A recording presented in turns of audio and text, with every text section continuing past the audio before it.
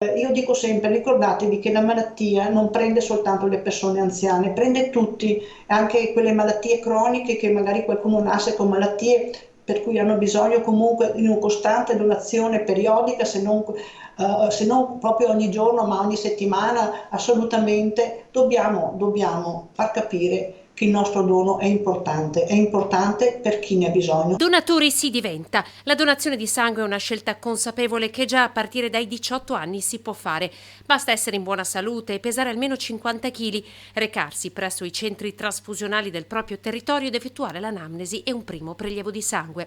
Sono sempre di più i donatori nella Marca, anche grazie alla forte spinta dovuta alla nuova campagna All of Me, dove chi dona e chi riceve in prima persona racconta la sua scelta e la sua esperienza. Noi chiudiamo il 2021 con oltre 196.000 donazioni, vale a dire di sangue intero, come di plasma, di piastrine, eccetera.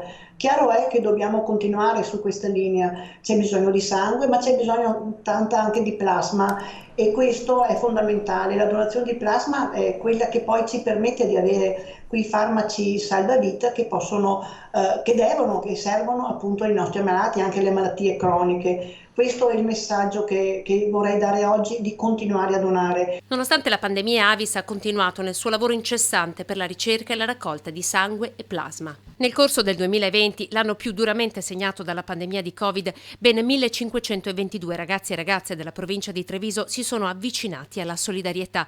Si arriva a quota 2362 nuovi donatori, considerando anche le altre fasce d'età fino ai 65 anni, un grande segnale di speranza. Il 2022, considerata la pandemia che non ci lascia ancora tranquilli, sta penalizzando anche molti medici, molti infermieri, già carenza prima che c'era di medici, adesso con la pandemia che si sta ancora acuendo maggiormente.